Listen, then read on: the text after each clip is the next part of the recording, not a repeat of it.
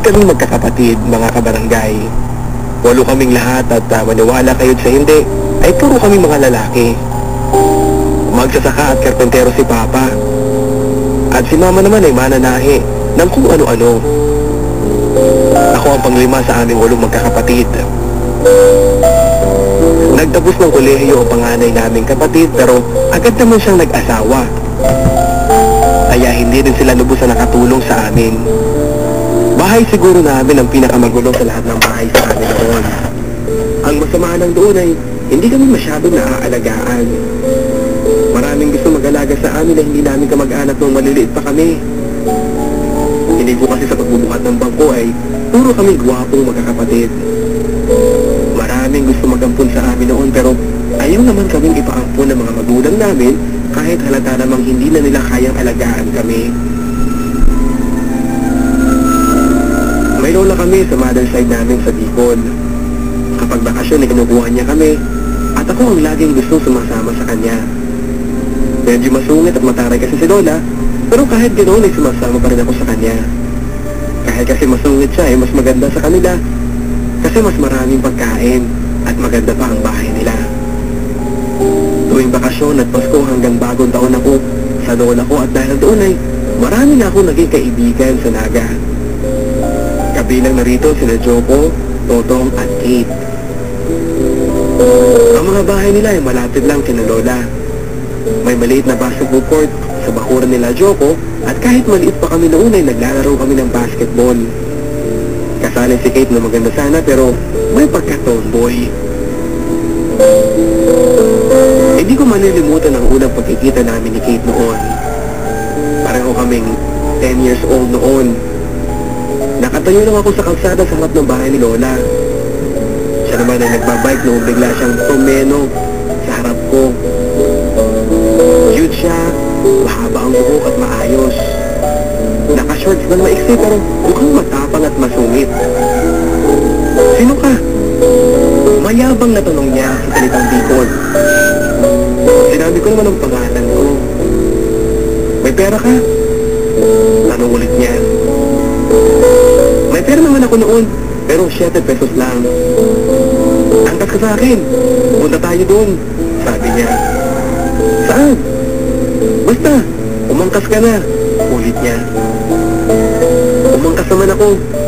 Kinailangan kong kumapit sa kanya dahil tumayo lang ako sa bakal na nasa bandang gulong ng punlikod na gulong. Mabilis siya magpatakbo at sinisigawan niya ang mga batang nakaharang sa daan. Sa tindahan ng halo-halo kami huminto. Agad siyang nag-order ng 2. Noong tapos na ihanda ng tindera ang halo-halo, ay inabot na sa akin. Bayaran mo na! Utos sa akin ni Kate. Nagtitrans pa lang noon ang halo-halo, kaya nagkasya ang pera ko. Niyaya niya ako sa ilalim ng puno ng mangga. Doon kami kumain. Tinapon niya ang sago kasi ayaw daw niya. Gusto niya ang kamote. Inihingi pa niya ang ibang kamoteng sahog sa halo-halo ko. Sa isip ko pa nung noon ay maangas ng babae si Kate.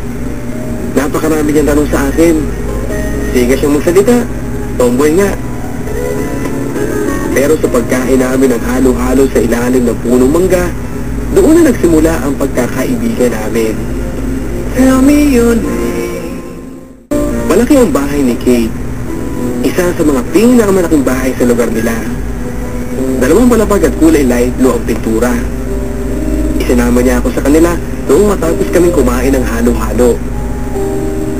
Ang ganda at ang linis ng loob ng bahay nila.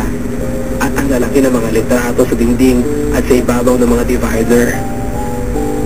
Ikaw to? Tanong ko kay Kate. Sabay turo ng litrato ng batang napaka-cute. Oo, sagot niya. Napalipat ang tingin ko sa babaeng maganda. Eto, sino to? Tanong ko. Mama ko. Sagot niya. Ang ganda niya pala. Kaya pala maganda ka rin. Sabi ko. Patay na siya. Narinig kong sabi ni Kate. Anong sabi mo? Inulit nga niyang sinabing patay na ang mama niya at nagkasakit daw. mga lalaki sa litrato ay mga kuya daw niya. Tapos silang magkakapatid at siya ang bunso. Lola niya ang nag-aalaga sa kanila dahil ang papa naman nila ay nasa Saudi. Hinila ako ni Kate noon. Nagpunta kami sa likod ng bahay nila at doon ay may bahay pa. Mga kapitbahay nila.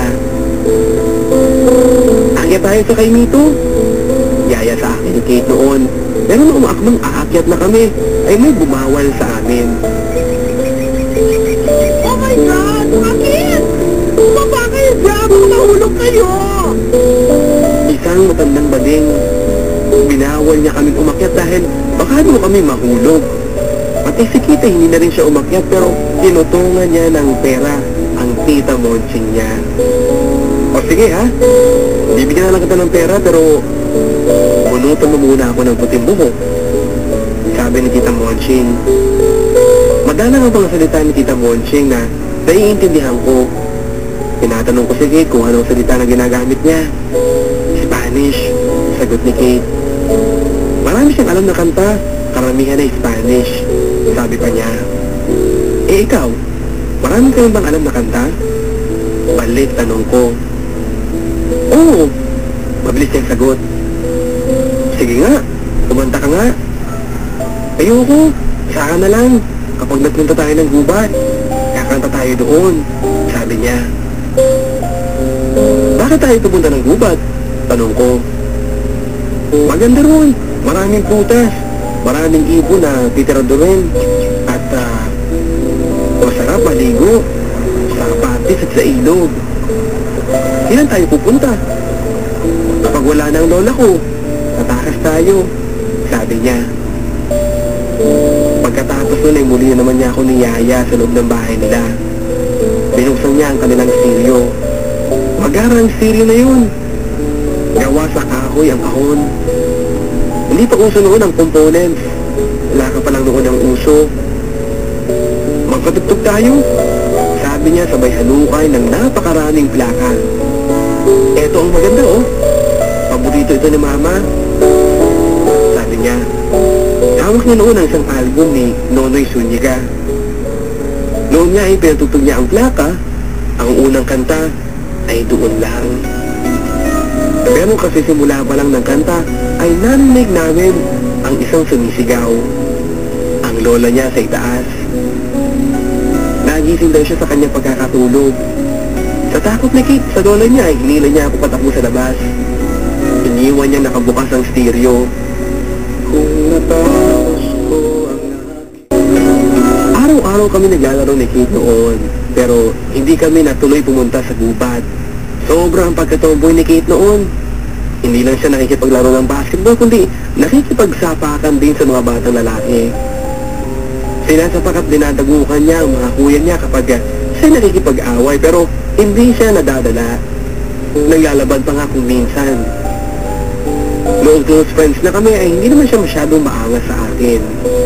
Kapag marami siyang pera, siya naman ang nanlilibre. Kapag pareho kami walang pera, nagpupunta kami kay Tita Monching at sa kanya kami naghihingi ng pera.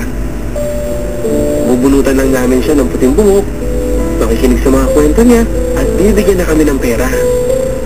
Natutuwa kami kay Tita Monching dahil may mga kwento siyang tungkol sa mga boyfriend daw niya. Yung lalaki nasa malaking kwadro, sa salas ng bahay niya. Eto ang aking mi amor. Sabi niya noon sabay haplos ng malaking picture frame. Ano mi amor? Anong ko pa noon? My love. Ang aking mahal. Sa Tagalog, sagot niya. Pagkatapos noon ay magkukwento pa siya pero laging sumasabad si Kate. Palibhasa ay hindi niya nagugustuhan ang mga kwento ni Tita Monching. Bakbakan kasi at multuhan ang gusto ni Kate sa mga kwento.